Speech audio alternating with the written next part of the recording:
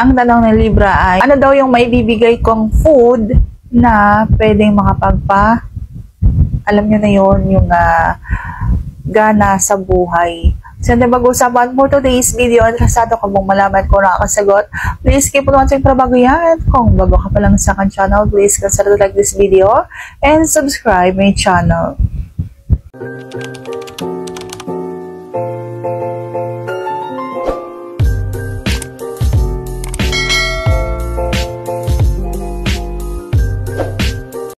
Unang-una, dark chocolate. Opo, kailangan po kasi ng pagkain na pampaganda ng pagdaloy ng dugo para mas maganda yung pagiging kahoy ng inyong mga dyan. Dapat po kumakain kayo ng madalas na ganito para kung gusto nyong laging may gana sa buhay. Sa pangalawa, saging. Pangatlo, watermelon. Pang-apat, oyster.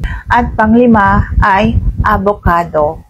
So, saan sagot ko ng tamang tanong and like this video, please consider to like this video and subscribe my channel. Thank you for watching. See you on my next vlog.